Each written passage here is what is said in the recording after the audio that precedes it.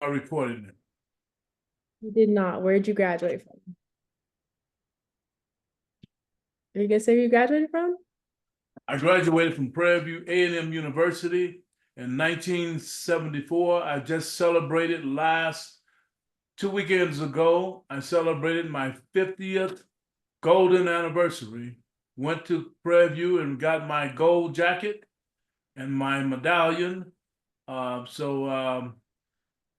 One of these days, you guys will do the same.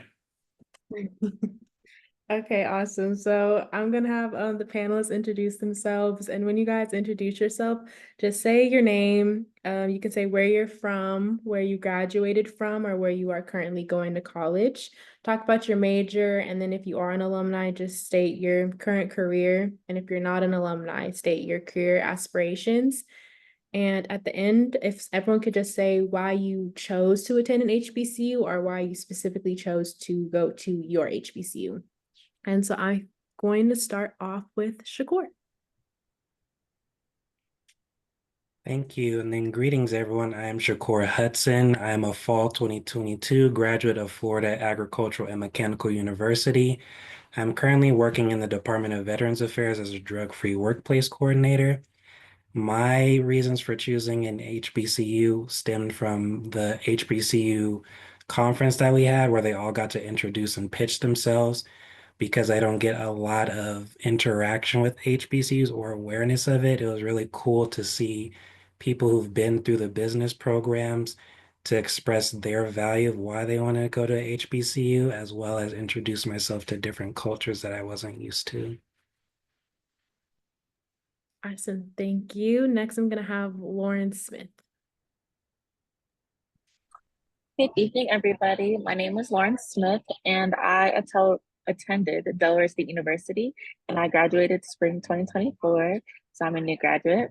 I currently am working for Higher Learning U, which is a nonprofit, and I'm the Be First STEAM coordinator, and I will be attending Arizona State University next fall to complete my sustainability engineering master's degree. I chose a HBCU.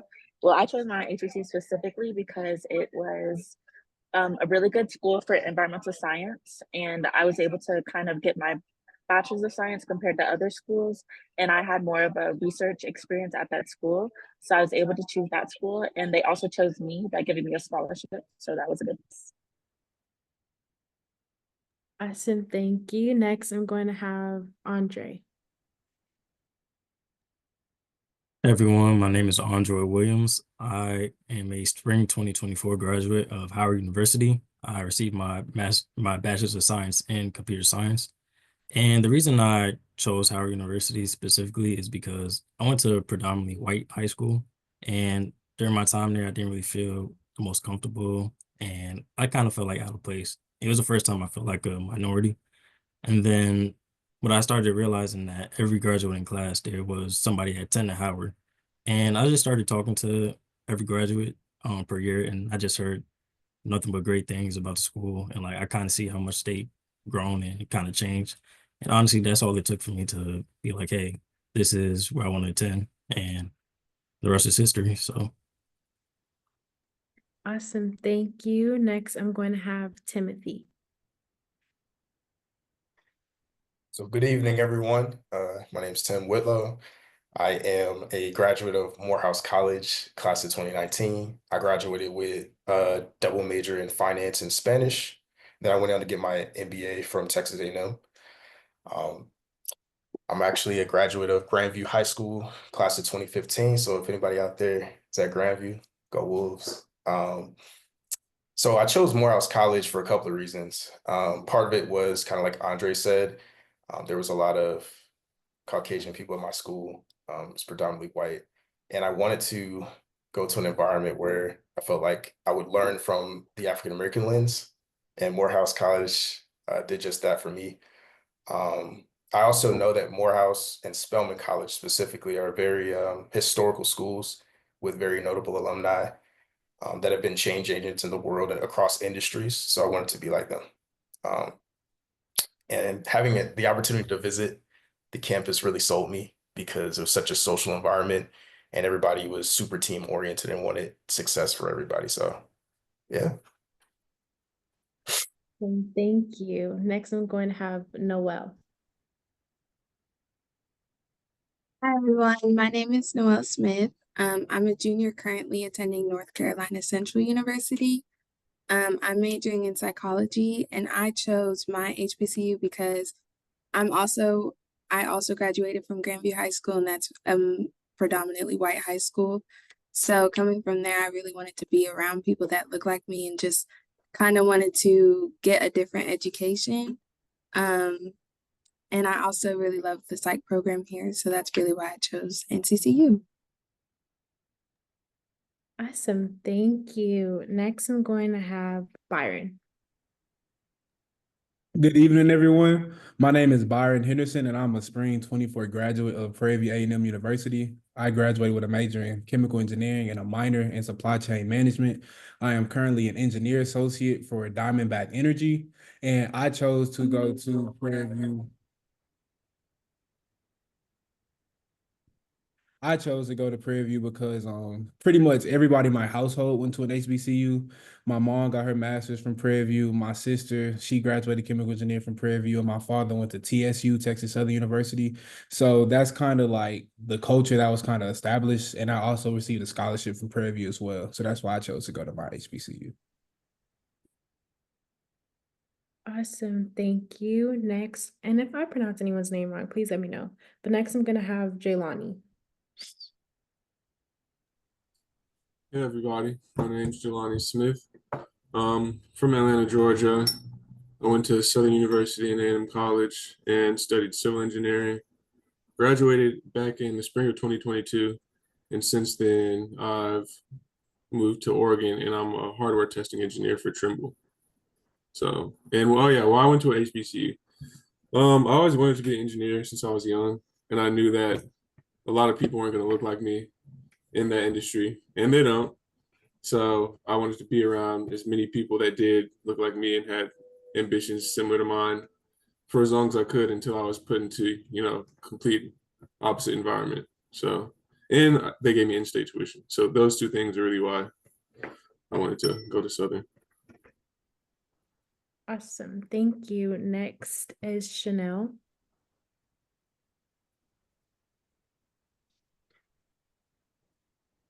Everyone, I'm sorry, it looks like my camera won't turn on, but I'm Chanel.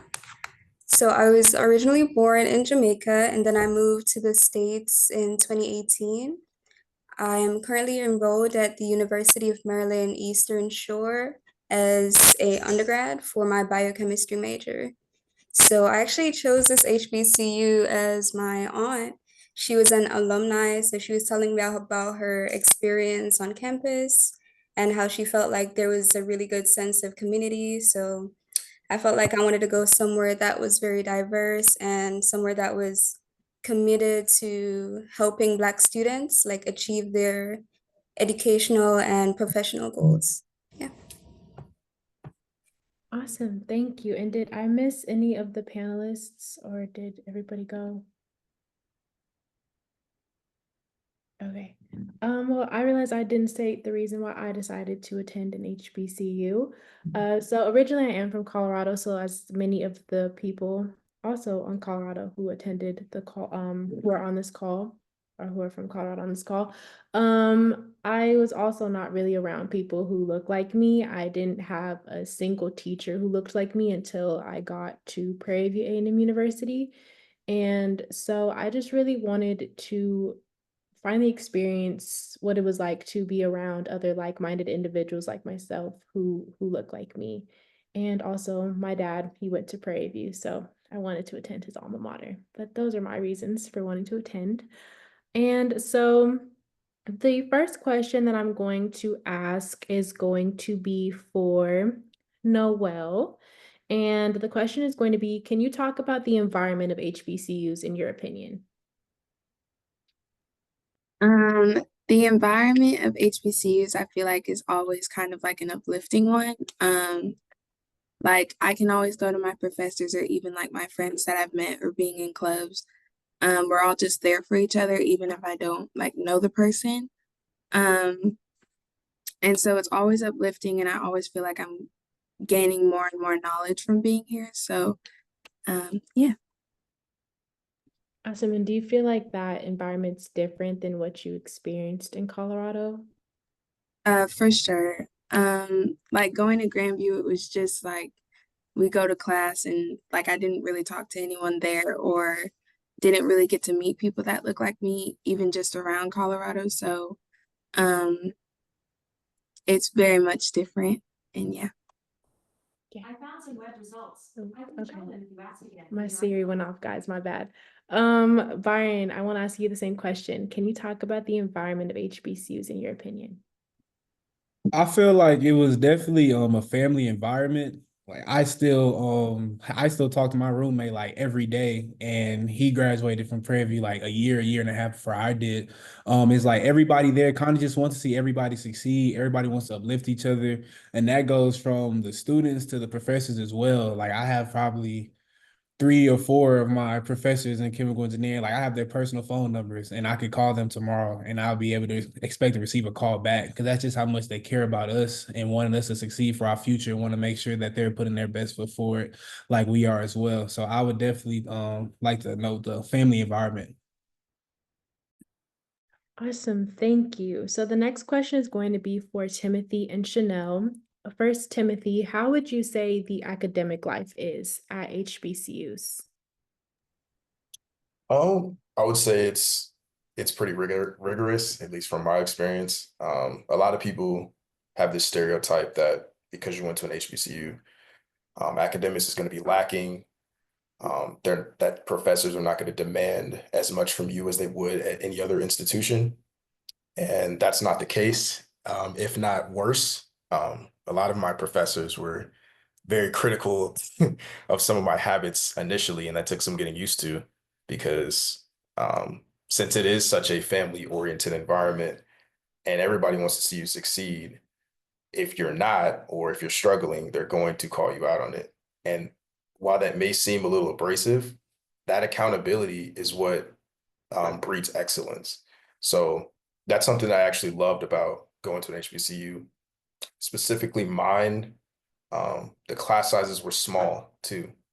So it gives you that opportunity to have that really focused learning experience. And you're not going to get that at some of the bigger institutions where you're just a number.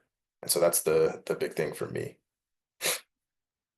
Absolutely. My dad definitely told me to choose a school where I was going to be a name and not a number. And I think that also played a big factor in me choosing to go to an HBCU. So Chanel, the same question. How would you say the academic life was at your HBCU or is at your HBCU?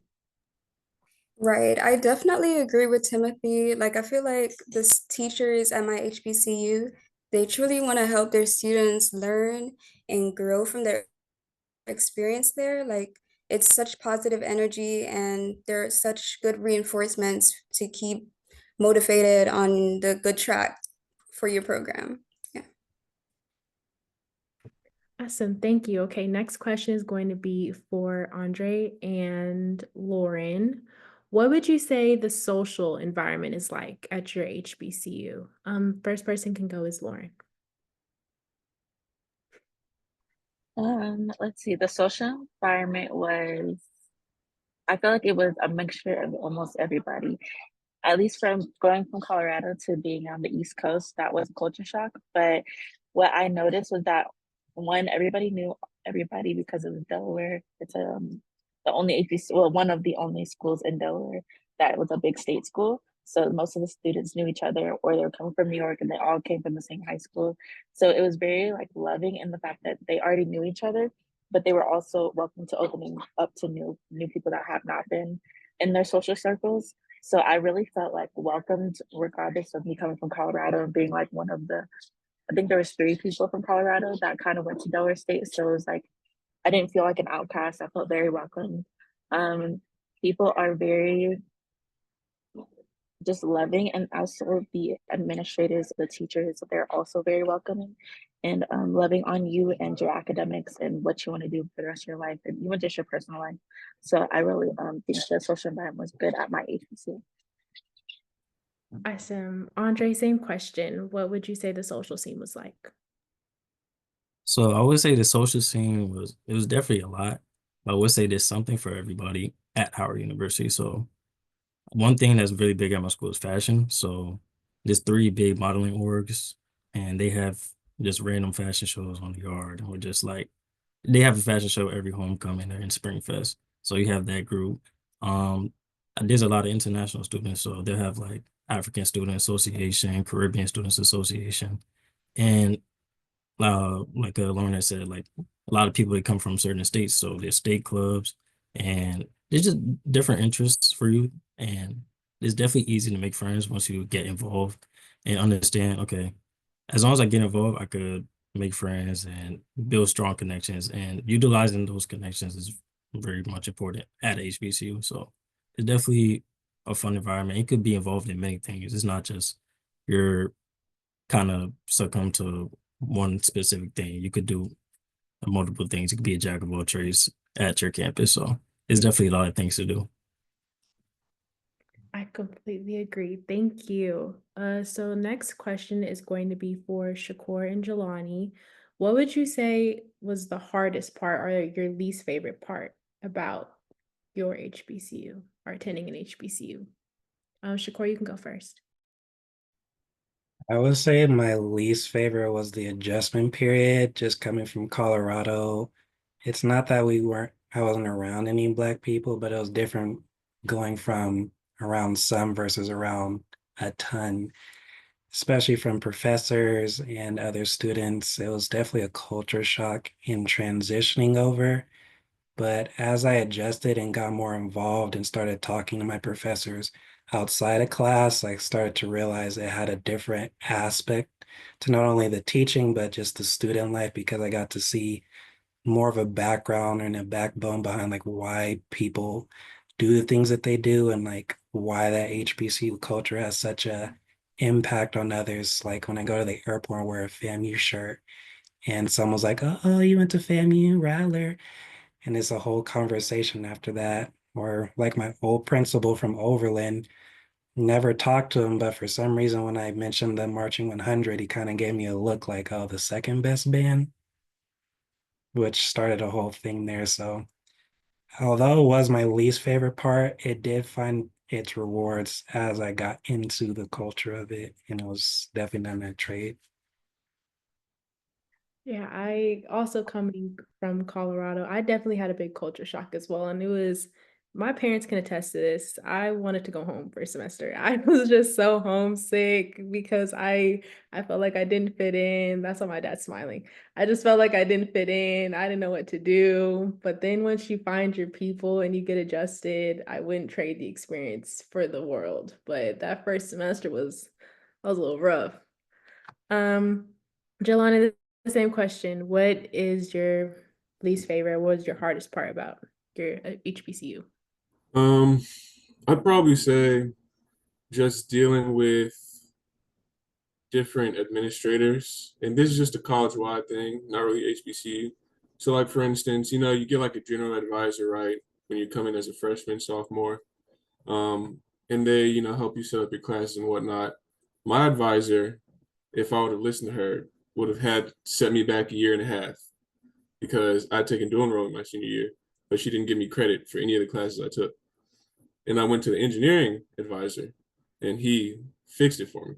But not just that, even like financial aid, it's just like you can't trust that everyone's going to know exactly what they're doing to a T. You got to do your own due diligence and make sure, your classes make sense according to what you expect and whatever you have in mind. So, and like I said, that's a college-wide thing, regardless of school. Just having all your ducks in a row, like when you show up first day, you may need to go to financial aid and deal with a million different problems you just didn't think of, because you just wouldn't think of it. So I don't know. It's just you just have to be ready to expect the unexpected and wait a long time sometimes things to get resolved. So that was my least favorite thing, I think. And I feel as if that's definitely a very common experience around anyone who's attended an HBCU is we all love our schools, but sometimes organization and financial aid and yeah, they can be problems. But don't let that deter you. But it definitely we all experience struggles and it happens. It happens. So the next question is going to be for Timothy and Chanel again. What would you say is your favorite part about attending an HBCU? And Timothy, you can go first.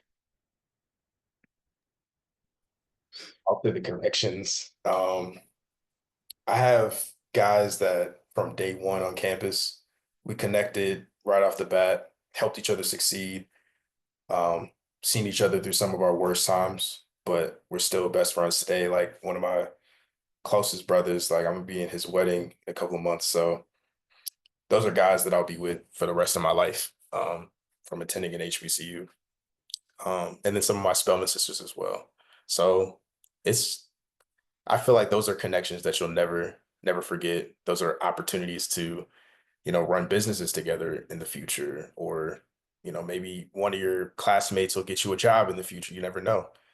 And it's one of the most beautiful things is seeing people that you went through school with be successful. It's such a rewarding experience to see. So that's my favorite part.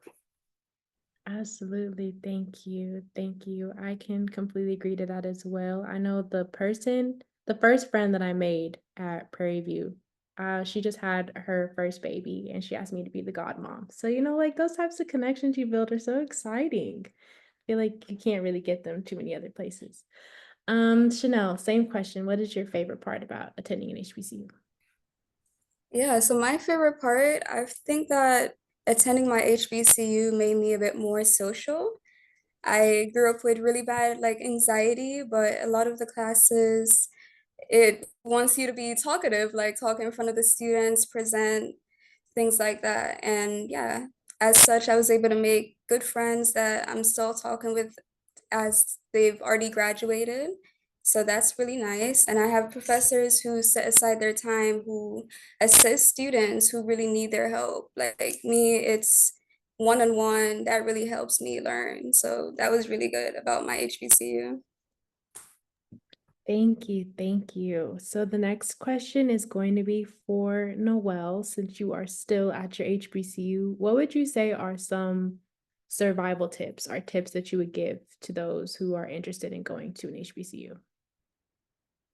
Um, I would definitely say make sure you get involved like your freshman year. That's one regret that I have, is that I didn't go out and get involved. My microphone working. Yeah, you're Okay. good.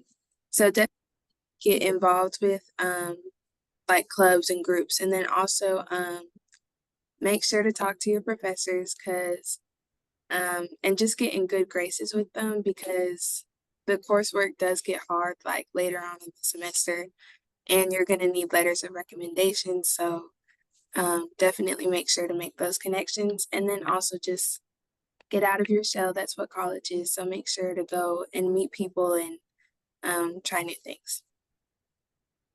Awesome. Thank you. Andre, I'm going to ask you the same question. What are some tips that you'd give to someone who's interested about attending an HBCU?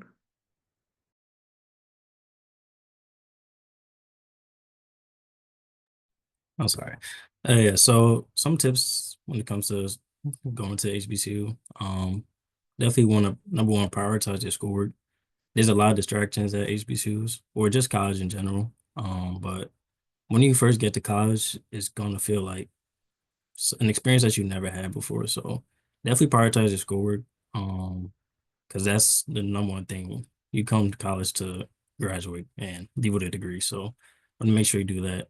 Um, Another thing is to get involved. I also did not get involved my freshman year, so I kind of didn't get the most out of my HBCU experience until sophomore and junior year, and then like senior year, I was able to develop a better bond with my community. And then lastly, definitely just be yourself. It's no better feeling than just being who you are and people accepting who you are. Because I know for a fact that I've seen it firsthand that people try to fit in and they're just going out their way to be somebody that they aren't. And people point that out easily at HBCU. So you definitely don't want to have that bad reputation and labeled throughout your campus. So make sure that you're just being who you are. Once you get involved, you get to meet genuine people, and those could build lifelong connections. Absolutely. And I also did not get involved my freshman year, and then COVID happened, and I regretted not getting involved my freshman year because I felt when junior year hit, I was having to play catch up. And so I would completely agree to get involved your freshman year. It can be very daunting and terrifying, but it's all going to be worth it in the long run. One of our panelists had connection issues, but she is on now. So Kendall, I'm going to have you introduce yourself. Just say where you're from, where you graduate, oh no, where you are currently attending, your major, and why you chose to attend an HBCU.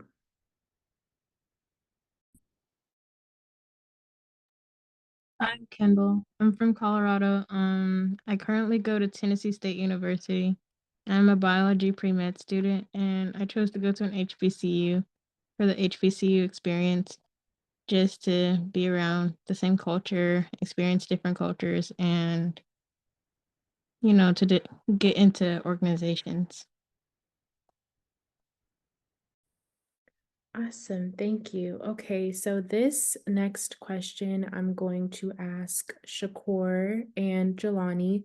So I think we touched on it a little bit earlier, but there are stereotypes about HBCUs. The HBCUs are party schools, or that they're easier than predominantly white institutions. How do you guys feel about those stereotypes? And Shakur, you can go first. I feel like they're only taking one aspect of it. Just like any college, there's distractions. Could be the fashion, set Fridays, trying to get in line at Fried Chicken Wednesday. But the main things that are important about our school is that they do care about our education beyond just teaching you to get your grade and because you paid. And a lot of that was found just from interacting with professors and being around other students that look like me that are pursuing education, being entrepreneurs, engineers, lawmakers, future educators.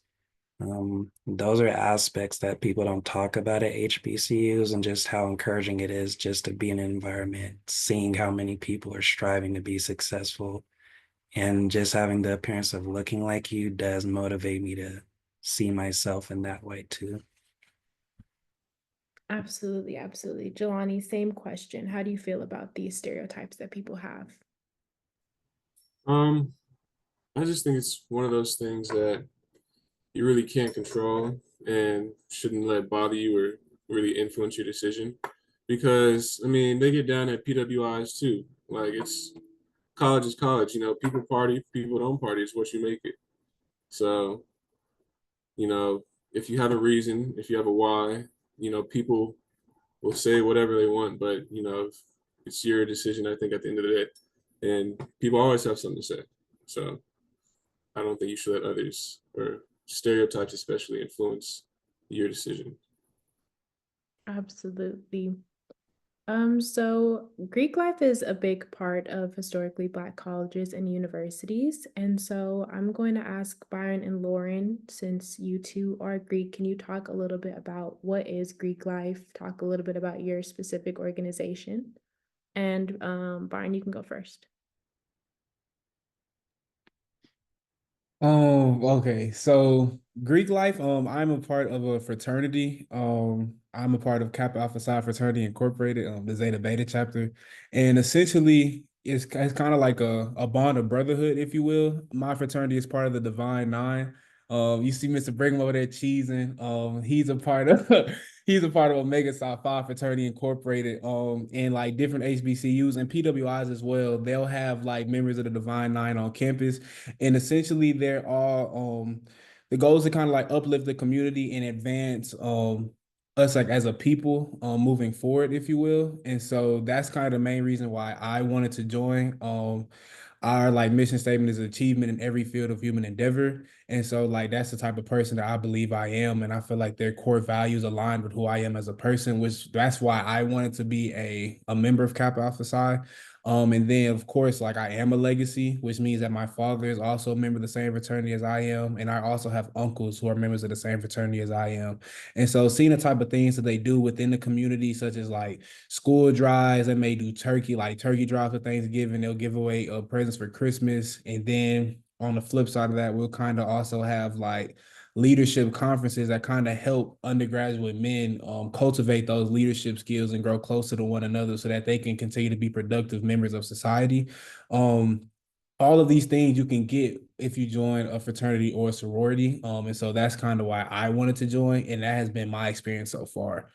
And I just joined this past May. So I've only been in a bond for about 7 months, 8 months, and I've already been able to have all these different kinds of experiences. So I can't wait to see what else is in store.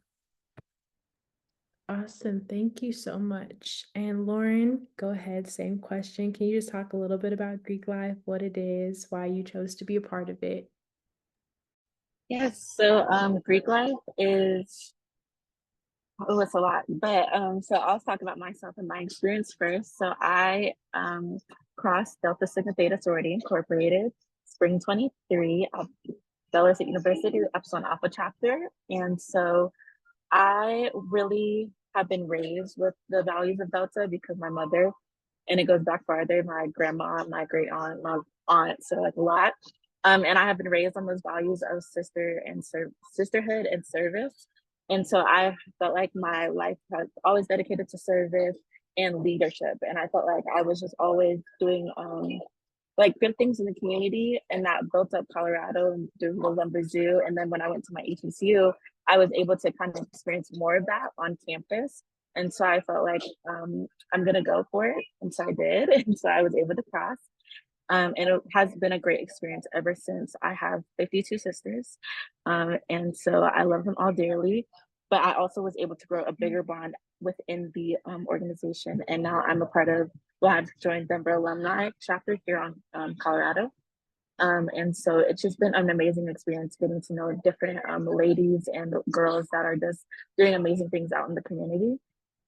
And then on campus, it's a lot. So it's like doing a lot of service. So most of the organizations on campus will be doing a lot of service and being those champions on campus and being those leaders. So you'll notice a lot of them are doing multiple different things, being president of this and chapter member of this, and they do a lot. And so I think that it's a really good experience, and I just love. And then also Miss Trinity is my good soror, and she also is my line member. So we are linked together for life like that. So yes. I am. Thank you guys so much. So next question I'm going to ask first, Kendall, why would you tell someone to attend an HBCU?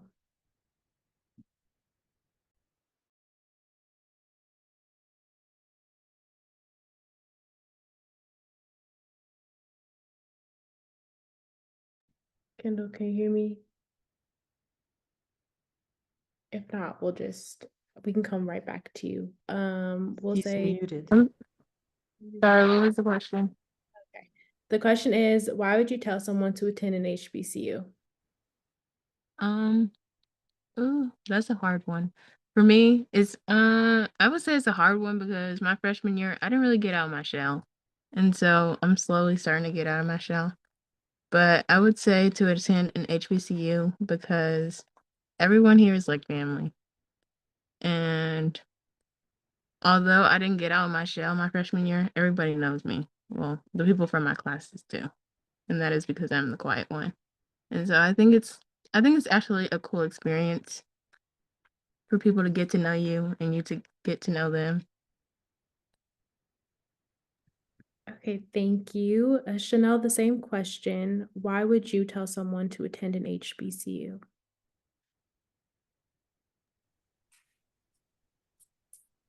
Yes, so I think HBCUs are less expensive to attend as compared to like other colleges.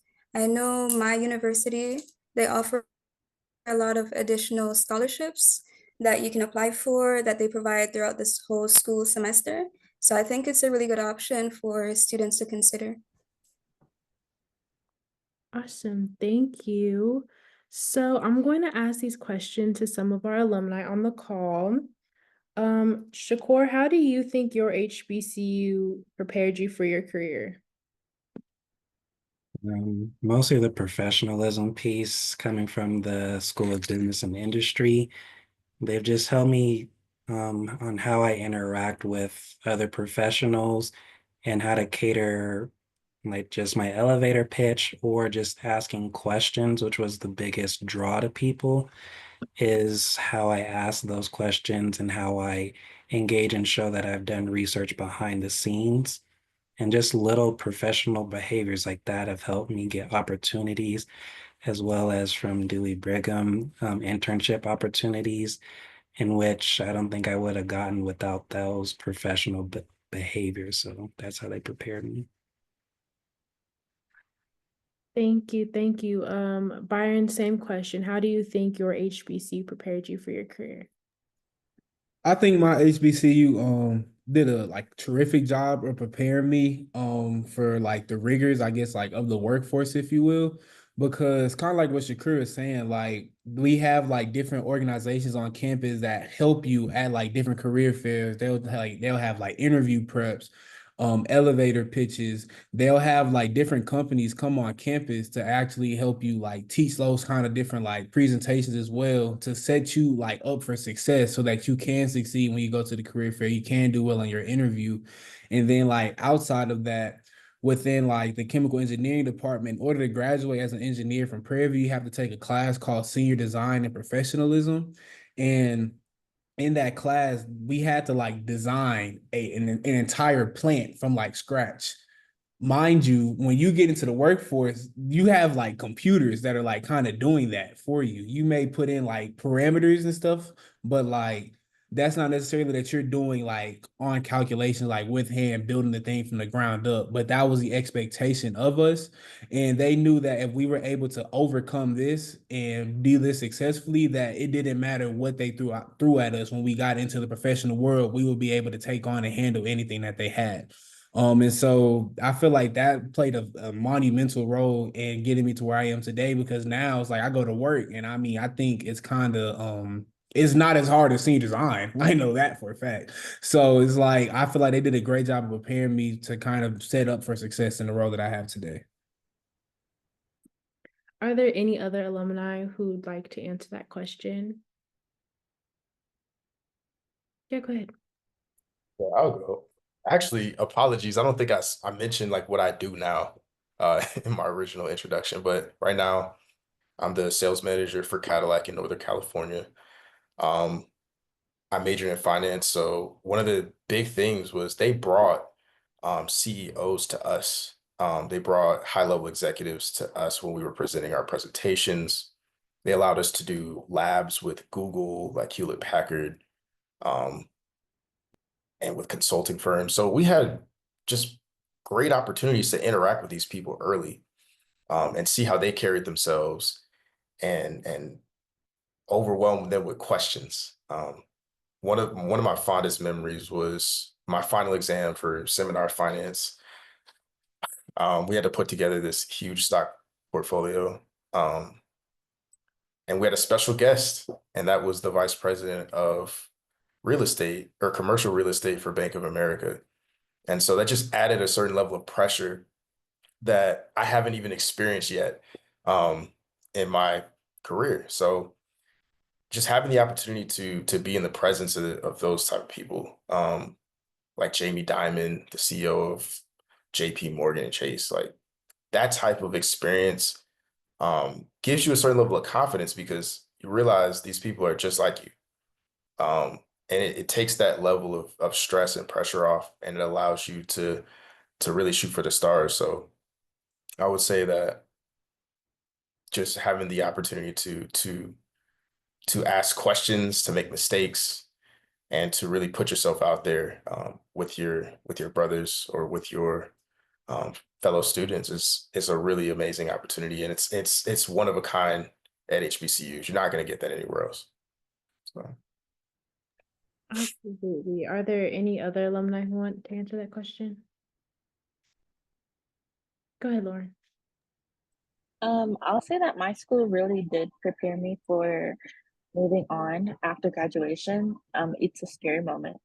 And so I was also like kind of figuring out what I wanted to do. And they also prepared me really well for grad school too, because well, I did environmental science and then math as well. So I knew that in order for me to transition to an engineering degree, I would need my math minor. So I was surrounded by a lot of people who were ready to help me kind of do that transition to grad school. But then to also be like, when I wanted to take a year off before I went to grad school, they said, here are all the things you need to do to keep a job and then to transition to grad school afterwards. So I felt very prepared for the plan that I set for myself and was supported by advisors, professors who wrote me recommendation letters. And then also being a part of different organizations that prepare you for those things. So like going to the career fairs and then also them supporting you with kind of those internships to even have a resume ready to go for when you leave school. So that was really helpful and beneficial that my school offered me. And then also just like the professionalism aspect of making sure I showed up as a professional when I left campus and even went on campus, because you have professional moments you need to be professional for. But so like now when I never feel like I'm out of place in my job, because I have been trained and taught what to wear, what to kind of, what are the words, the jargon to use. And it's kind of interesting being in the workforce where you see other people that have not got that training and you're like, interesting, you went to this big old school that was supposed to be the top of the top, but you didn't get what I got, and I got a lot better at my school. So that's really interesting to see now that I'm in the workforce. I think it's definitely important that you mentioned that. You will not believe the number of people who, I don't know, you think you don't expect to see it, but like people don't have some leadership skills, or they don't know how to write papers, and you're so confused because we all went to college, but I don't know, HBCUs just specifically speaking for Prairie View just really, I feel like, prepared me for that success and provided me the skills and especially the mentors to be able to get where I needed to get, provided me the opportunities and the resources I'm currently utilizing in grad school, and I feel like will one day use in medical school. So definitely grateful for everything that I was able to learn. So for those of you who are from Colorado, we also touched on this a little bit earlier, but we'll touch on this a little bit more. What would you say it was like going from Colorado to an HBCU? Shakur, you can go first. It was surprising to see how much culture Colorado lacked, because going down south compared to here, I think I can get away with being shy and not talk to people and be like, okay. Down south, no, they don't play that. They'll allow you to go up with a plate and you not speak or say, hey, all warm, and you don't respond. It just doesn't match. It it oddly broke my shyness very quickly, because people will call you out on that. And it's not in any way to just only make you feel bad, but it is to really let you know, like, hey, when you're here, we consider you family. So if you really family, we don't like act like we don't want to talk to each other. We speak around here. Same way, like if you went to your parents' house and you didn't speak, it's kind of the same thing around the whole school. So that was my experience. For sure, for sure. Lauren, same question. For me, I thought it was very interesting because I went to the East Coast, and everybody knows the East Coast is like harder and rougher and they have more of the attitude. And I think I actually now realize, like thinking back, that I kind of took a little bit of that with me, because I have always been a shy person, very to myself. And that school made me open my shell, and I had to talk to all these different people and also be like a little bit more aggressive and like showing who I am and that I'm here for a purpose. And yeah, I'm from Colorado, and Colorado's this and that, but it's a great place to live. So I think, and I also came from Grandview High School, which has its issues, but it's predominantly white, and it was very different, especially during that culture, because that was the era of Trump, and there was a lot of racism going on, and that was my push to go to HBCU. That craziness happening on at Grandview, and so going from there to Delaware State University, it allowed me to kind of just break out of my shell and be a new person, not new person, but more of like just growing into myself. And then also that another thing was that transportation was really hard. So Delaware State does not have, or the state of Delaware does not have an airport. So I was kind of struggling to figure out how I was going to come back to Colorado during vacations and like getting back to campus. So it's definitely an adjustment, but I learned the route and I learned the way to get there. And so it was always great to come back home after being on campus. Okay, Noelle, I'm going to ask you the same question. What would you say it was like going from Colorado to an HBCU? Going from Colorado to an HBCU, I really learned that people are like everybody has different perspectives and everyone's like raised differently, really. Like there's one way that I was raised and there's another way that my best friend here was raised. And it's like you're all just kind of sharing like your own experiences and kind of coming together. And just kind of learning from one another. So I learned like line dances and like we do that in the CAF, and it's like I never do that before, but have done that before. But it's like, you know, growing out of your shell and doing that. And then also just like Southern hospitality, like Shakur had said, people open the door and like hold the door and say good morning and everything like that. Like you just can't walk past someone and not say hello because it's just considered rude. So yeah.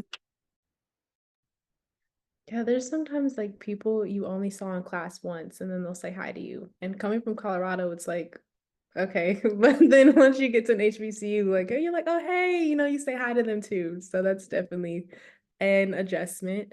Timothy, same question for you. And I mean, Morehouse was like smack dab in the city of Atlanta.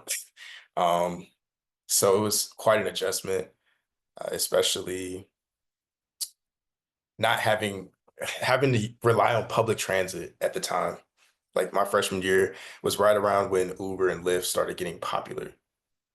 So I had to rely on public transit, and that was different, way different. And then just the different parts of the city, like you got to figure out where you need to be or what areas you don't need to be relatively quickly, because that's some serious stuff. Like you can't play around with certain parts of Atlanta. So yeah, the culture, it was a culture shock, but in a good way. Um, it just reaffirmed with me that what I already knew, which is that there's so many different types of Black people, and like people try to put us in a box, and going to an HBCU immediately will reaffirm that in you. So that was my biggest takeaway going from Colorado to really Atlanta or an HBCU environment. But yeah, it's great. Thank you, thank you. Yeah, I had a culture shock as well. It was definitely rough. I know. Honestly, I didn't know any of the music. Like people would be at parties and stuff, and I would I had no idea what I was doing. I was just trying to fit in, but I couldn't fit in because I didn't know what I was doing. It was an experience, definitely a culture shock for sure. But once you get adjusted and really, like we've mentioned on this call, not really change who you are, but kind of find who you are, I guess is the best way to say it, then yeah, I wouldn't, you honestly can't get an experience like that anywhere else. I feel as if going to Prairie View for sure played an integral role in helping me become the person I am today, and I wouldn't change that for the world. So this question is kind of open to all of the panelists. Anyone can answer it. What would you say to those who are hesitant about attending an HBCU? I can go. I can start. First I'll just say like don't listen to like what negative things other people would have to say, because you don't want other people to influence your decision. And you know, especially from my experience, if you want to pursue a STEM major, then 9.9 times out of 10, you're going to be one of very few Black people, very few women. And, the 4 years I spent in college was like really my last chance, to be around people that look like me, who talk like me, just had similar cultural experiences growing up. Because ever since then, like I grew up in Atlanta, went to school in Louisiana, moved to Colorado for 2 years, and now I'm in Oregon. So like I just keep going west, keeps kind of getting wider, and it's like I'm the only Black person at my office, and it's fine. Like I can manage, but that's just what it is, and that's what it's going to be a lot of the time. So take advantage of the opportunity to be around people, like-minded people that look like you, because it will not be the case most likely once you really get in the workforce. I just want to say I agree with Jelani that this is probably my only experience I will ever have that's like this, being around just people that look like me. And I hope people understand, like when we say diverse, it doesn't mean it's just African Americans there. There's people from that are Haitian, from the islands. I met a million different people just within my HBCU.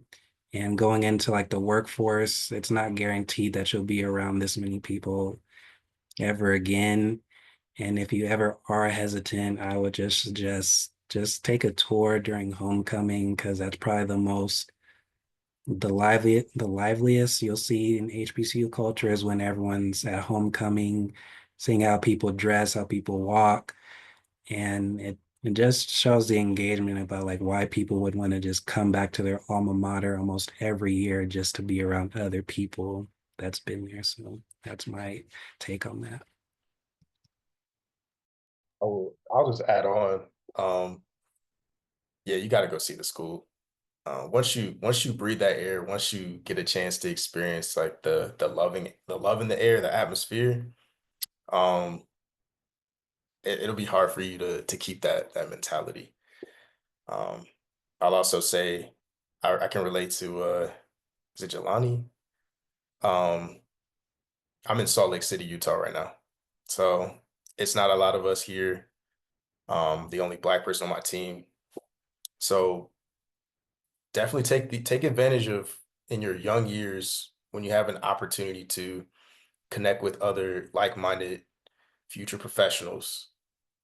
Take advantage of the opportunity, because it when you're 40 years old and you're deep in your career, you want to be able to call other people that are in your field or even in other fields and be able to connect with them. That network is super key.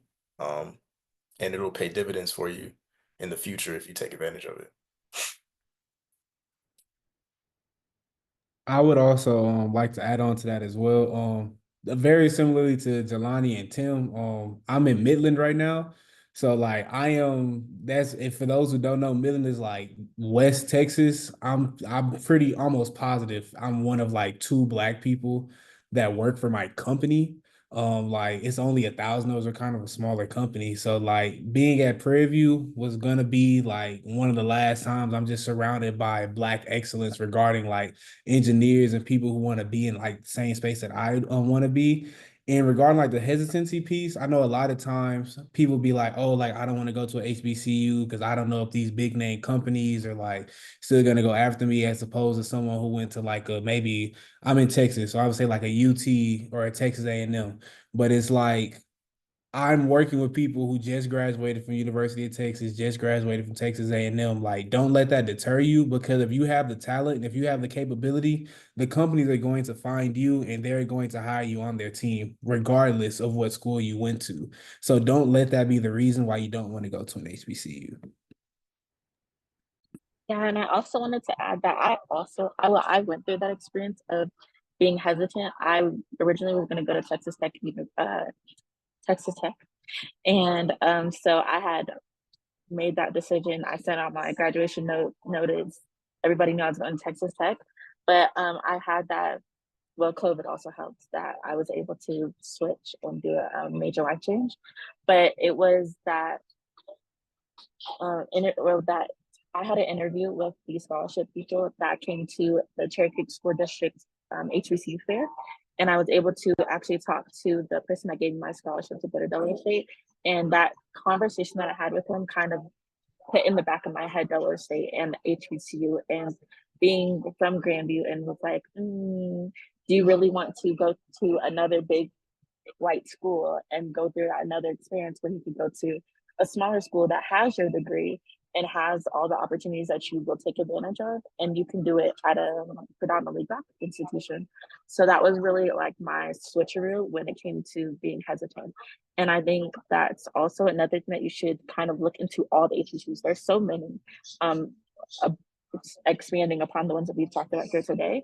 So they all might have different degree opportunities that you might be interested in that one school might not have. So like environmental science was a science degree at Delaware State, but at Howard it was a studies degree, and I didn't want a studies, I wanted a science. So I kind of was able to do that research to discover which school I was going to apply to and which school I was going to attend.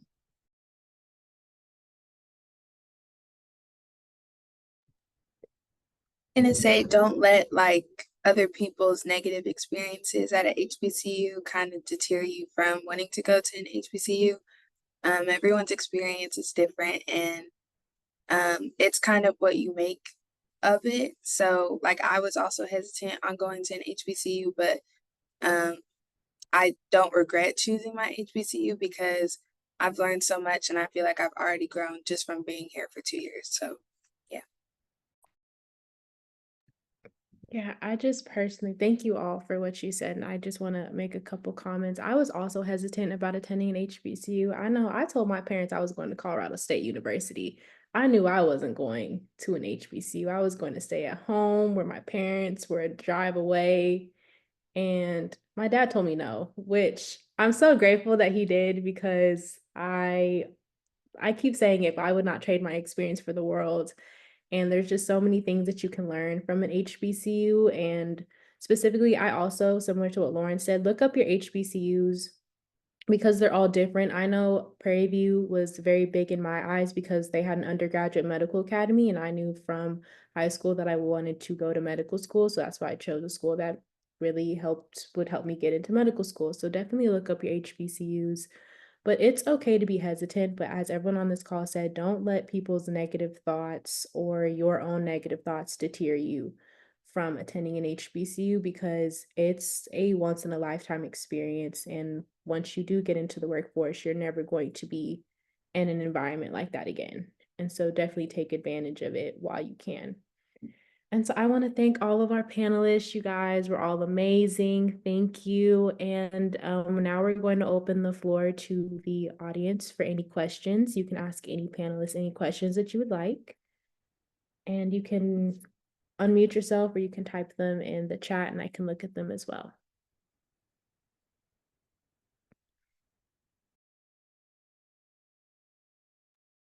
Daddy, while we're waiting, did you want to say anything?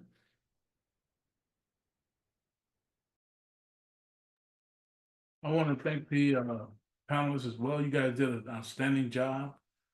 I know most of you guys on this call.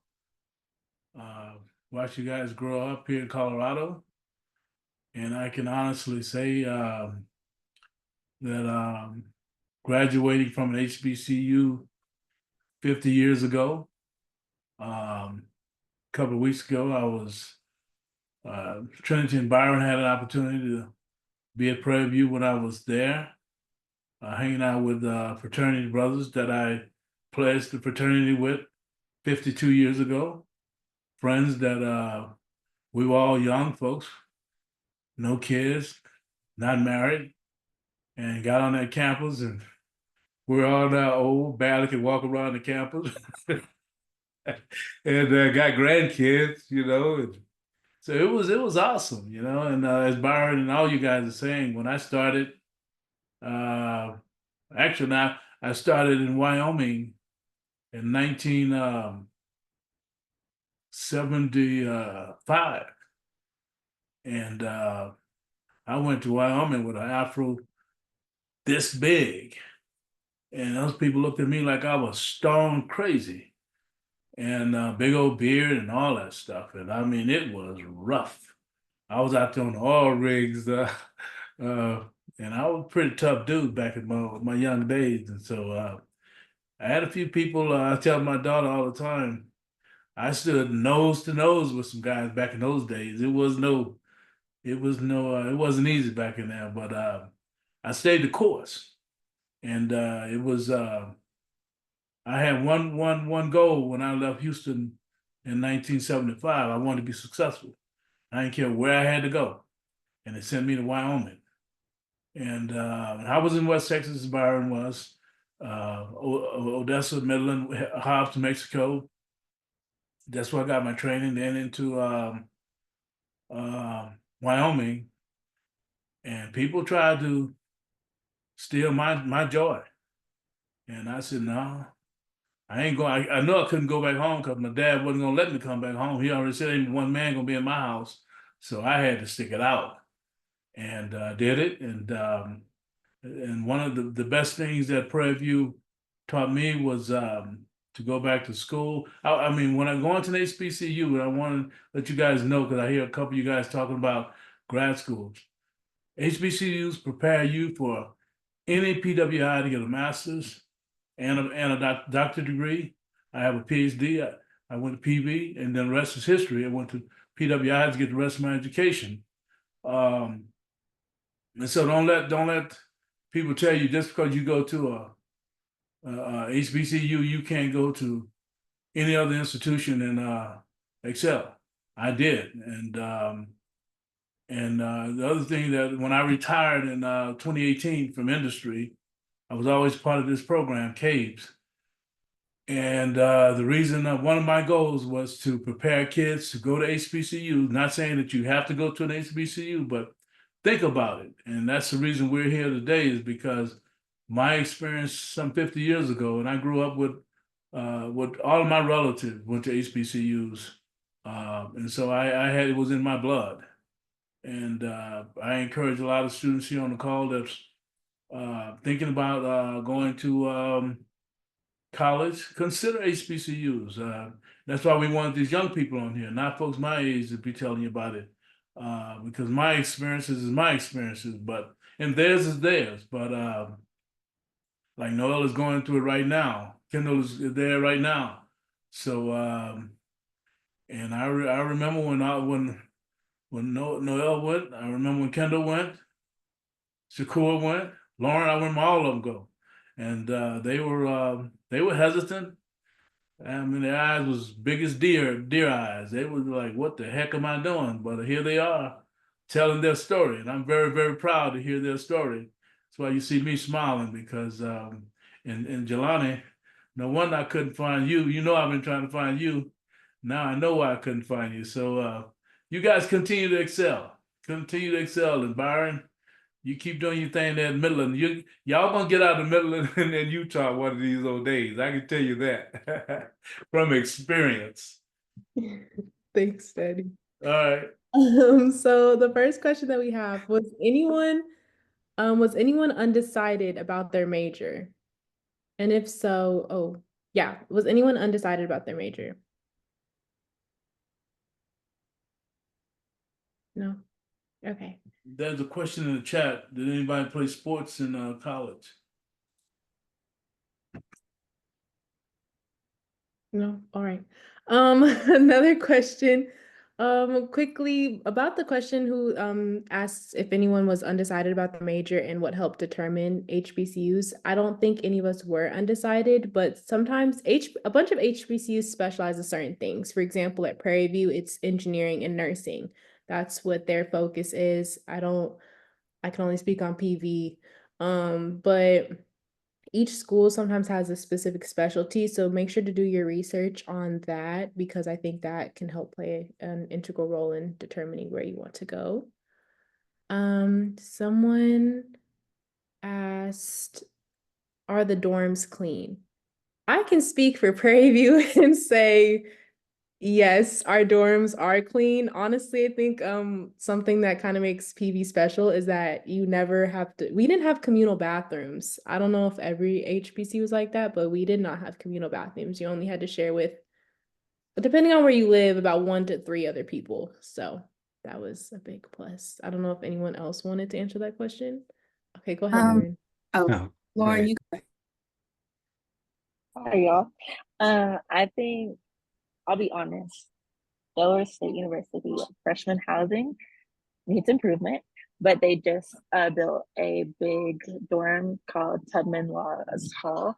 And so now it's just amazing, brand new, and that one does not have communal, but the freshmen do, the older freshman ones do. But then after you move from freshman, you're now a upperclassman, so you get an apartment style living choice. So those are 2 with a full kitchen or 4 with a full kitchen. And then there's like actual apartments that's off campus. So you just have to rough it out for the freshman year and then you get to go to the big experience with the nice pretty dorms. Awesome. Noel, Shakur, either one of you could go. Oh, go ahead, Noel. So I actually work in Res Life. I'm an RA, and I would say the dorm that I'm an RA in for, it's clean. But like our freshman dorms, we have one dorm that is communal. And that is mostly a freshman dorm, so hopefully you don't get that dorm if you do apply. But the honors housing and then like also the apartments and the newer dorms that we have are all clean. So I can't really speak for the one for communal because I've never like actually been over there just because I don't want to go over there. But yeah. I'll be on the honest side if you are at a dorm with a communal bathroom, just given how many different people come in the dorm that live there or don't. It can be a little dirty, but not an unlivable situation. The school will make sure that everything's clean, but it does just depend on which dorm, which is why I said please tour your HBCU so that you ensure you know which dorms are which. Get in contact with people that are there because they will tell you what's up before you get there. And that's probably the biggest thing as a freshman. Absolutely. People, if you talk to people who go to, they'll tell you where to live and where not to live. So make sure to listen to what people have to say. Oh, go ahead. All right. I stayed in communal, and so freshman year I also stayed in communal. I would say definitely like reach out to people and ask them about which dorms, are the best. But here at TSU, mostly all of the dorms are communal. We have a few apartments like on campus, and then we have a few suites that have their own bathroom and like very little single dorms. So it's like a win-lose situation if you don't get like a communal. But it's okay because it's not that bad. We have housekeeping, but the students kind of take advantage of it, and sometimes the bathrooms don't get clean, but it's not the end of the world. You just bring your Lysol with you and Thank you. Thank you. Next question that we have, if you didn't attend your HBCU, where would you have attended? I can speak for myself and say Prairie View was the only HBCU I applied to, so I really can't speak on that question. That's a hard question to answer because once you attend your HBCU, it's kind of like your coat. It's kind of hard to trade it, but yeah, I'll just say FAMU for now, and then if not FAMU, then FAMU again, if that helps. Not mad. But go ahead. Oh, I say, I mean, Morehouse was the best HBCU. I'm just gonna say that, throw that out there. Everybody's gonna say that. But if I didn't, I'd attend PV because both my parents went PV. But Good. Morehouse is better. I just throw it out there. Yeah, yeah, so for me, I wouldn't trade my experience at Howard. I think that's the best HBCU out there. But my second HBCU that I applied to was Morgan State. And during my time at Howard, I was actually able to travel to Morgan State because it's only about 40 minutes. So I just go in there for like some of their homecoming, some of their events there. And the culture is pretty much the same. except that it's in a different city. It's in Baltimore, so Baltimore's a little bit rougher, but no matter where you go for HBCU, the culture is going to be very much similar, and people going you gonna interact with. They gonna have the same experiences that you have, but like they said, probably the best HBCU is the one that you attended. So I wouldn't trade my experience for that. I feel like that kind of. Oh, go ahead, Lauren. I was gonna say, well, I kind of touched on it. I was gonna attend Texas Tech, but then there was a brief moment when I was gonna go to NCAP, and that was only because everybody says NCAP's the greatest school, da da da. And for it to be an agriculture school, it was kind of like right down my alley with my degree.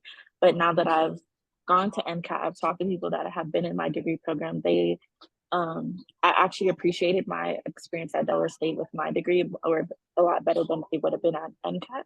I think it was more smaller, more professor and me focused, rather than having to talk to a cohort of like 50 students. So yeah. Thank you. Thank you. I feel like this kind of touches on the next question, which someone said, did you feel like you made a mistake at any point? Did you feel like you made a mistake at any point or feel like you didn't belong? I would say mine was freshman year just because of the transition. Everything was so new all at once. It was kind of overwhelming where I wanted to hit the panic button, but that was also the reason why I chose FAMU is because it's so far away from home. I couldn't afford to go back, so I had to figure it out, but it was definitely worth it in the end. But I will say that first year was really rough. Yeah, I would agree with you. My freshman year, I was ready to go home within like Yeah, for sure. I also agree. I remember my freshman year. I know people, they told me that the music I listened to was trash. I was really like big Taylor, like Taylor Swift, Ariana Grande, like at that time, you know. So they said my music taste is trash, that like I spoke too properly. Like I got a lot of comments with my first semester, but once you find your people and really find your footing, it's okay. But definitely going from, I feel like, Colorado to HBCU, or my HBCU, I could say it was an adjustment. I felt like I didn't belong like first semester, but then after that I was fine. And I don't know, I don't want to speak for everyone on the call, but I don't think most people, I feel like they made a mistake. We're all very proud of where we attended. Yeah.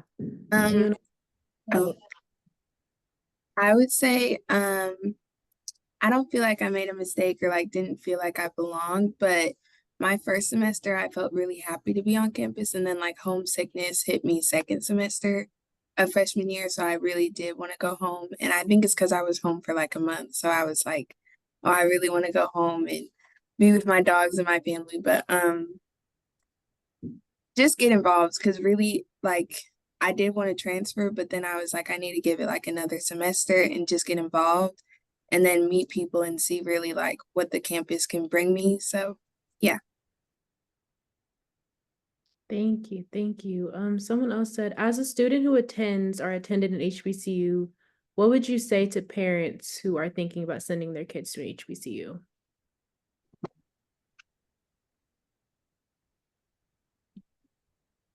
I would say it can be really rewarding and really scary at the same time. I think my parents, they were just more nervous about how far it was and the no airport. But they went to HBCUs. My mom went to Grambling, which was in her home state, Louisiana, so she was closer to home. And my dad is from Guyana, which is a whole other country. So he went to Morris Brown in Georgia.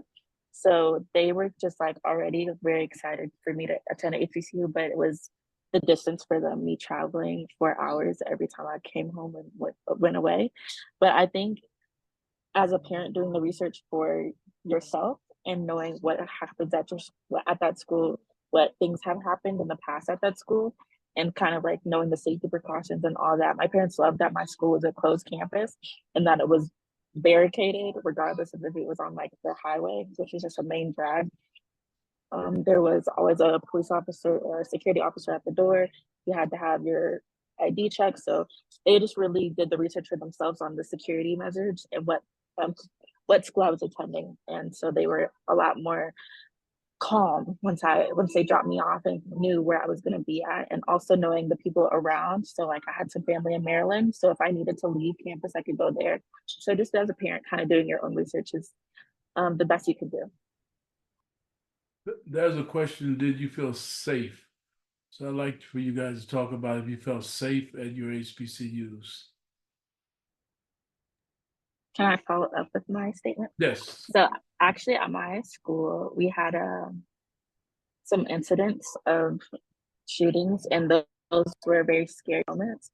But I really appreciated the police department and making sure that we knew what was going on, telling us where to go when it came down to those situations. We've had bomb threats, but those are just come with racist people sending those in. So they've always been very communicative what to do. And then the shooting incidents have always like been people who are not supposed to be on campus, and they're not following the rules, and them cracking down on like times that events get cut off. So nobody should be out on the streets past 9 p.m. If the event ends at 9, it ends at 9, and they shut and kick everybody out. So they kind of cracked down on that after those incidents did occur. So I never felt like super scared, like I couldn't be a student on my campus or I couldn't enjoy life on campus. It's just recovering from those incidents. That's what I cared more about my school doing. So yes, I did feel safe. To kind of piggyback off of Lauren, that's my sister. So our experiences were much different because DSU was a closed campus, but NCCU isn't.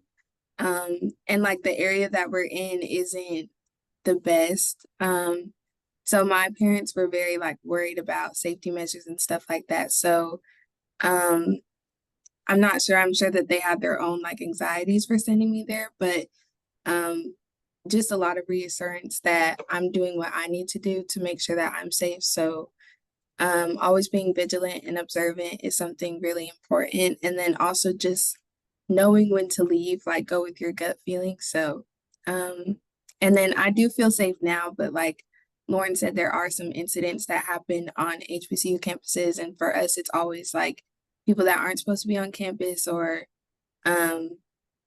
yeah, just people bringing stuff from home onto campus. So yeah, I mean, I do feel safe because I made my connections with our school police department and everything like that. So, but just make sure that you're always observant.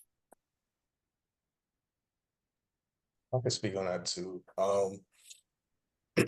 I guess I never mentioned this, but if you're not familiar, Morehouse is an all males private school, which is right across the street from an all ladies private school as well, Spelman College, which is the #1 HBCU. I ain't gonna lie, but Spelman is a lot more insulated. They have their own police force. They're like 24/7 lockdown security. You're not getting in their campus unless they allow you to get in their campus. Morehouse is a little bit more or less insulated. I mean, of course, most of our HBCUs are in the Black community, and Morehouse happens to be in the West End. So there is a lot of crime that goes on around the campuses, but we do have our own police forces. I never felt unsafe to the point to where I didn't feel like I could do my best as a student. I will be honest with you, back when I was on campus, there were moments where obviously I had to watch my back and pay attention to my surroundings, but I never experienced anything out of the norm on campus. Now, campus is much safer. The police force is they make themselves a lot more known in the community. So I would personally feel comfortable sending my kid there if I had a son or daughter. So I would also I like to comment at least from like a Prairie View perspective. I agree with Lauren and Noel in the sense of whenever an incident did happen, it was coming from people who were like not Prairie View students. They're coming from off campus, and they were the one kind of like causing those incidents. And so it's like stuff like that can't necessarily like control that. But regarding like security and stuff like on campus, we also have like our own police department on campus. All of our like housing communities, They're all like gated. So like you need to have like a gate pass, like a decal in order to get in. So like I never once felt like I could not go to class. Or I never felt like, oh, like I don't know something will happen. Now, like majority of the incidents, they just happen at like parties, especially like during like homecoming. But you have like an influx of people who are normally not supposed to be there, and they're just looking to start something. So those would be primarily the only times that I would see incidents on the campus. And I would also just like to say you're going to experience these types of things regardless if you go to an HBCU or not. It's naturally college. College sometimes can just be a little hectic. You have a bunch of people. So I don't want it to make it seem like it's just HBCUs that are experiencing this because universities all around are experiencing this. And then we have one last question and then we're going to end it, and that is um what do you think creates the feeling or community of family in HBCUs? It's that unashamed culture where we have different variety of people, but the environment welcomes you to be different and not shy about it. If you've ever been to a HBCU pageant, you probably never heard anyone talk very neat about themselves, like, oh, I'm so and so from this. Like it's very like, have you seen a step show before? It's pretty much like that all the time where they pronounce like who they are, what I represent. Even just in our greetings, we always stay with I am before anything to state that. So that's my exposure to our culture. I'll say that it's just you have people who want you to succeed. Your mentors want you to succeed, your friends want you to succeed. You're just around people who want to be successful and also want you to be successful and will do what they need to do to get you there. And so I think that's a big part that creates that community. I think another thing is that realizing that there's not one type of Black person. So at HBCUs, there's literally so many different people who show up differently, who have different interests, who have different cultures. Like there's Caribbean orgs on campus. They do their dances at different events, and they also have anime. My school, they started an anime club before and they had a whole bunch of turnout, and they were able to do a Mr. and Mrs. Anime. So like, there's so many different people that are going to HBCU that don't mock or don't apologize for who they are, and they always show up Black. So it's like you feel like you're not outcasted for liking whatever you like and being a part of whatever community you want to be a part of at that HBCU. So I think that really created a big community aspect at my HBCU. And then just like the family part is that just stepping out of your comfort zone to talk to more people than you would have ever talked to. I was a tutor and I became the campus tutor that everybody wanted to talk to. Everybody wanted to know math from. And it just was like that. Being a tutor allowed me to branch out and know so many people that were not just in my class, were not just my sisters. So just kind of like stepping out into your comfort zone to try different things allows you to be a part of that community and not feel like you're just being a loner. I would say upperclassmen. Like when I first got on campus, I mean, I think all of our HBCUs have like a new student orientation. Um, there were so many like juniors and seniors that immediately kind of just like took us under our wing. Um, Especially in the finance department. They knew I was a freshman. They knew some of my other friends were freshmen. So, if we had any questions, they were always there. They'd invite us to their parties. Um, they give us opportunities to get out and see the city. So they just became like your natural big brother or your natural mentor. And it allows you to network through campus quickly. We also do like a Spelman Sister and Clark exchange where you meet people from Clark and you meet people from Spelman. And so from there, their friends become your friends. So now you're kind of networked among three different campuses. And that just creates an environment of like, you my brother, I want you to succeed. You want me to succeed. We're gonna go somewhere. You my sister, same thing. And that just kind of breeds that network of success and it lasts a lifetime. So that's kind of where it stemmed from for me. That was another question. Was it hard to find a mentor? Nah, immediately.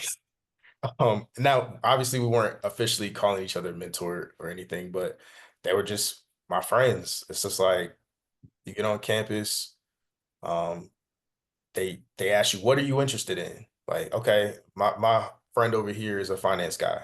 He's about to go to I don't know, a hedge fund next year.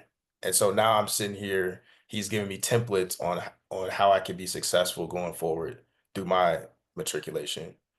Um, and that's how it works. I mean, you gotta, if you connect with the right people on campus quickly and like stay away from the distractions, you'll have a great experience and you'll get what you need out of your HBCU. So again, like, and then you pay it forward. So just like I met some big bros, I got some little bros that came right behind me and they're all doing well. Um, and it just keeps going and going and going. So that's what gives us that family experience. I mean, and even everybody on this call that's attended an HBCU, we have certain experiences that just allow for us to connect pretty easily. You might be in the airport and I might have my Morehouse gear on. I might see somebody from fam.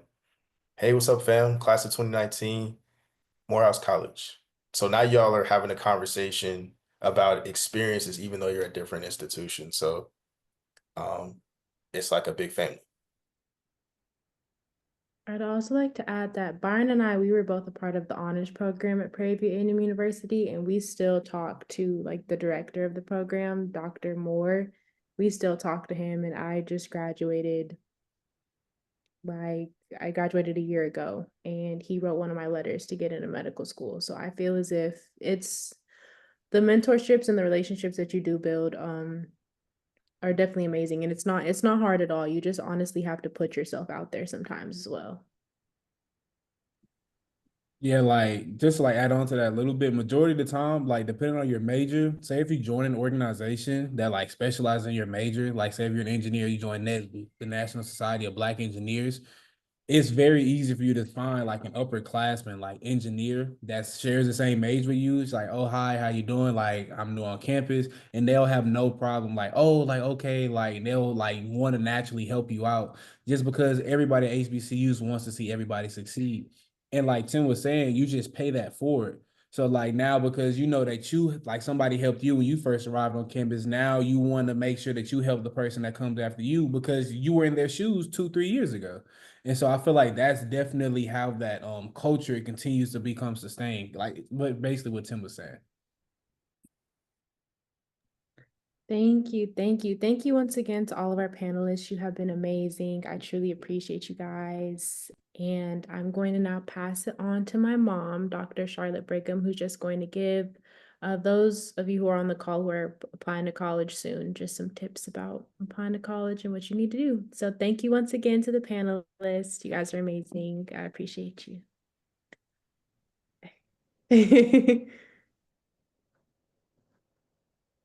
So, hi. First of all, I'm actually going to introduce myself. So, I'm Charlotte Brigham, and I am one of the CABES board members. And in the interest of transparency, I did not go to an HBCU. Um, I'm from Colorado, and like maybe some of you on the call, when I was first generation college student in my family. And nobody in my family went to an HBCU, so I knew nothing about HBCUs. So part of why I think this call is important is because in order to gain from an experience, you have to know something about it. And my husband and my daughter went to HBCUs. I've been on Prairie View's campus almost every year since Dewey and I got married, and it's just night and day from the PWI I went to. So I'm promoting that you really look at HBCUs because they have some advantages. So I'm going to keep this brief, but we will be able to send you additional information about some of this, but there's just some points I want to make. It is on.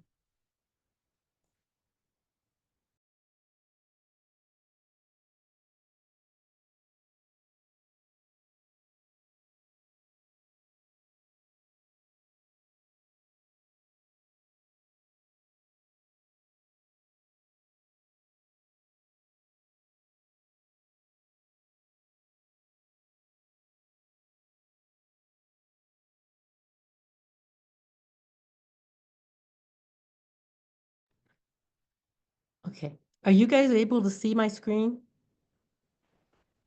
Yes. I just Okay. shared it. Oh, okay. Thank you. Okay. So, again, we were talking about HEUs. So several of the panelists said to this, and I can't emphasize this enough when I say do your research, do your research, do your research. As several panelists have said to you, nobody's going to give you all the information. People can give you wrong information unintentionally. So part of your job is to do your research so that you find out what you need to know for you. Look at several people said each of there's first of all, there's like 100 HBCUs for those of you that don't realize that. So there aren't just a few, there's a lot of them. And you've heard about the big names, but there are other HBCUs. Look at the HBCUs, look at what they specialize in, because each HBCU has their strengths that they're known for. Pay attention to those. Listen to the panelists, pay attention to the location. Sometimes just going someplace where you have family or know people is a useful thing to do so that when you're having that freshman year, I want to go home experience, you at least have some family close that can help you through that. Pay attention to things like the application process, the deadlines. Do not ignore application waivers. College in and of itself can be expensive. Applying can be expensive. If you look, a lot of the HBCUs, when you look, will offer waivers for the application process. If you go to fairs at your high schools, if the HBCUs come in, a lot of times they often waive the application fees. So it just helps making apply to colleges not so expensive.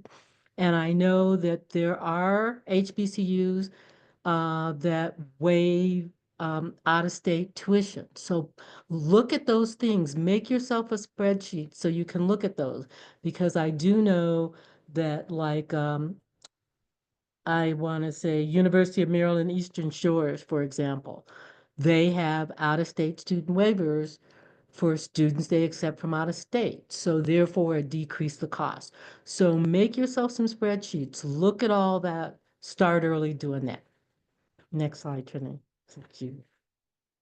Okay. Again, everybody on the panel talked to you about the HBCU environment. Hearing about an HBCU and being on the campus are two different things. And I can tell you that as someone from Colorado that had never been on an HBCU campus until I got married. You just learn a lot more about it from being on the campus. Those of you from Colorado, there is an organization called Rise 5280 that does an HBCU tour every year. They do them, but they fill up early. So like, for example, they are doing a tour, I believe this month, to a bunch of HBCUs from Colorado. It was full in September. So if that's what you want to do, start looking early, pay attention to the deadlines for the tour so that you have an opportunity to get on the tour from Colorado. But also know that it's not just from Colorado. So there's tours from other places, from as far west as Seattle. So you can fly to Seattle and get on their tour. And then there's a lot of them on the East Coast, and there's a whole list of HBCU tours that exist. You just have to, again, be aware of them. If you contact us, we can tell you about them. But a lot of them are done early, so, make sure that you're doing what you need to do early if you really want to do an HBCU tour. Yeah. Next slide, Trinity. So the other thing I would tell you about applications, again, the biggest thing I can tell you is to not wait until late to do your applications. A lot of schools have scholarships in-house that you don't even necessarily have to apply for separately. But those scholarships are given out early, and they have a certain amount of funds. They give them out when those funds are no longer available. Even if you would have qualified for the scholarship, you can't get the scholarship. So if you think you're going to apply in February and get a scholarship, one of their bigger scholarships, probably not going to happen. So you need to be looking at applying. If you're a senior, you should already be getting those applications in. You should need to be applying in November, December, if you're looking at trying to get applications. Be aware that there are multiple ways to apply. And so when you're doing the research I talked about, pay attention to how they tell you to apply. There's a common app that a lot of schools use. So the Common App is a good way to apply. If you're applying to HBCUs like in Texas, like Prairie View and Texas Southern, they use a Texas app. So you need to use the Texas application. And then there's also a Common Black application that a lot of the HBCUs use, but not all of them. So you just need to pay attention. There are several of them that will take more than one of those. And if you're not sure, ask them and they will tell you which one they prefer. But use the common apps as opposed to applying to each school individually if you can. It saves you money, it saves you time. Okay, Trinity, go ahead. This talks about just what I just talked about applying to, about the fee waiver, so you can pass this one. Okay. We talked about scholarships. There are scholarships out there that are specifically for HBCUs, like the United Negro College Fund and Thurgood Marshall Fund offer scholarships that are for students at HBCUs. Again, you have to look at them early. And again, this isn't just about, getting money from that school, but look at out of state waivers, because that decreases the cost of going to the school. And that's an important avenue you have. Okay. Next one. Okay. And all I would say, and I think I heard Jelani say this on the call, you need to take care of your business and take care of your business early. And that means prepare yourself to try it early so that you don't get last minute surprises. Know the deadlines. If you need to make a spreadsheet, give yourself options. You don't say, I want to go to Spelman. I'm going to apply to Spelman. I'm not applying anyplace else, and have no plan for when you don't get accepted to Spelman. You need to give yourself options, an A, a B, a C, so that you know what to do in case things don't work out in your perfect way that you want it to work out.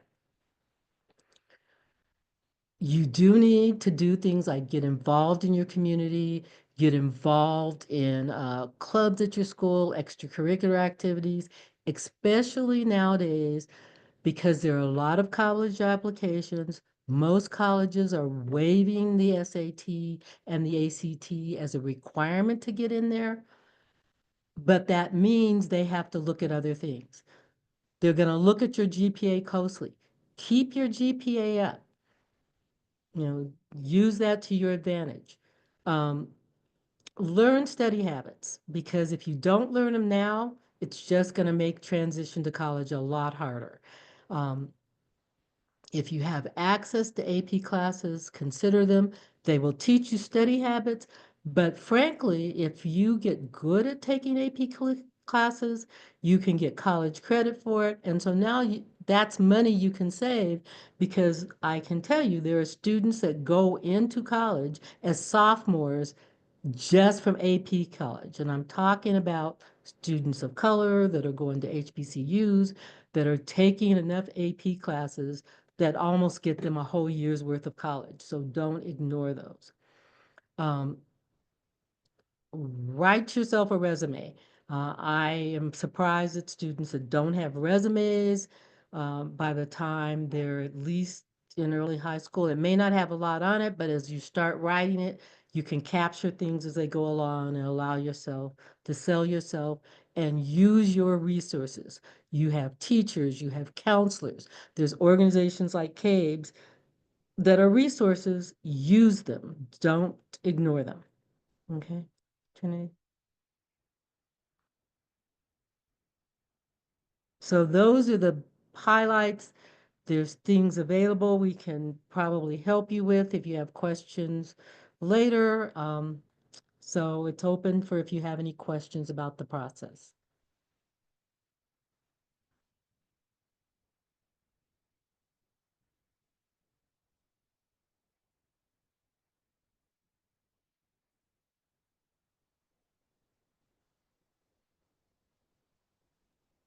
Can I make a quick comment? This is Tim, by the way. I'm so sorry. So I saw the AP piece. I had an experience where I had a lot of AP courses going into school, but at Morehouse, they did not accept those. So I just want to make sure like everybody really do your research, because some schools don't accept them and some do. So can I ask you a question, Tim? Mhm. Did Morehouse not accept them at all, or did you need to have fives? Or because some schools you do have to have top scores on the AP exams. They didn't accept them at all. Okay, and Scores. that's good to know. Yeah, And that goes back to my first part about doing your research. must do it. I agree because personally, I think I took AP class. I'm trying to remember. I don't think AP World History counted, which I remember being very frustrated about because that was my least favorite AP class. But that one did, but my other ones did. So definitely, as Tim is saying, do your research because some of them may count, some of them may not count at all. It just really depends.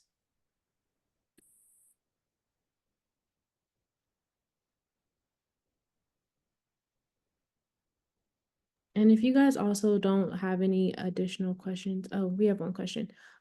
What about concurrent enrollment courses?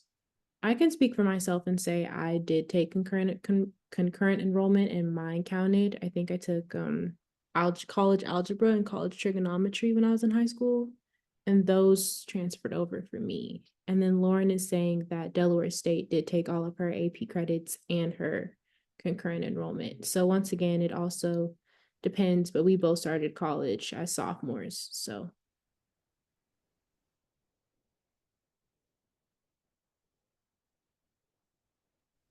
I And just I wanna would say add, that. go ahead, Chanel. Oh, I'm sorry. Yeah, I was just gonna No, go say ahead. that I also I did dual enrollment and they accepted my credits at my university. And if any of you can make a comment, I do know that I've also ran into some students where language became an issue because there are some high schools still that don't require language to graduate from high school. And I think most colleges, you're going to have some language, and you guys can, the panelists can address that if you have any thoughts about it. In my school, it wasn't the language requirement, but for Florida, there's a civic literacy requirement. So I would also look into your HBCUs on what are some of the standard courses that you're expected to take, because language might be one of those you might want to look into as well. What was the question? I'm sorry. No, I was saying that to address about language requirement, because some Some schools you don't need a language to graduate from high school, but there are some colleges you needed to get in or you needed to definitely graduate.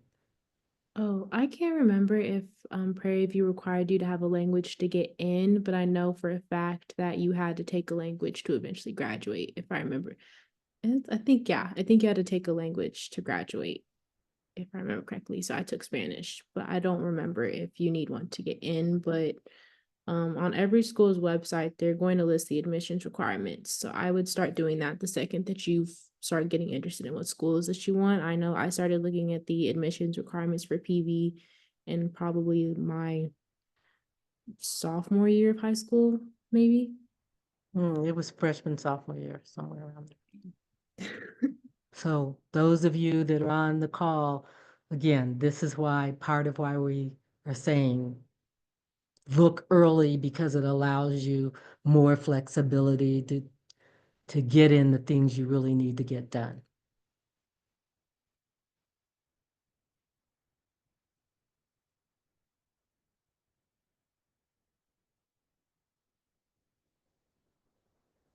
And if you guys don't have any additional questions right now, you can always email CABES and they'll be more than happy to answer your questions or forward your questions to anyone else on the panel if you guys have any questions there. So Catherine, do you mind putting in the chat room which email you would like them to use?